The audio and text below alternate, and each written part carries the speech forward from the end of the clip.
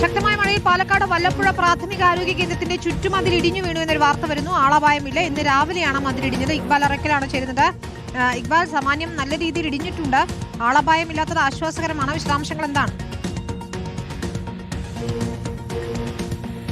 വിനിത, ഇന്ന് രാവിലെ പെയ്ത കനത്ത മഴയിലാണ് പാലക്കാട് വല്ലപ്പുഴ പ്രാഥമികാരോഗ്യ കേന്ദ്രത്തിന്റെ മതിൽ ഇടിഞ്ഞു വീണത്. 12 അടി ഉയരമുള്ള കരിങ്കല്ല് കൊണ്ട് നിർമ്മിച്ച മതിലാണ് ഇടിഞ്ഞു വീണത്.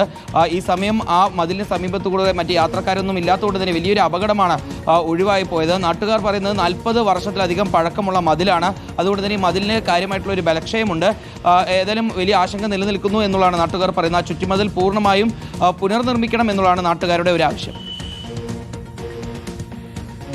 ഈ ചുറ്റുമതിൽ ഇടിഞ്ഞു വീണതിന്റെ ദൃശ്യങ്ങളാണ് നമ്മൾ കാണുന്നത്. പാലക്കാടും ശക്തമായ തുടരുകയാണ്. സംസ്ഥാനത്തിന്റെ വിവിധ ഭാഗങ്ങളിൽ ഈ തരത്തിൽ മഴയുണ്ട്. വരും ദിവസങ്ങളിലും മഴ ശക്തമാകുമെന്നതാണ്. അപ്പോൾ ഈ രീതിയിൽ ദുർബലമായ മതിലുകളോ ഒക്കെ ഉണ്ടെങ്കിൽ മേൽക്കൂരയൊക്കെ ഇടിഞ്ഞു വീഴുന്ന ഒരു സാഹചര്യം നമ്മൾ പലയിടങ്ങളിലും കാണുകയാണ്. വല്ലപ്പുഴ PHCയുടെ ദൃശ്യങ്ങളാണ് നമ്മൾ കണ്ടത്.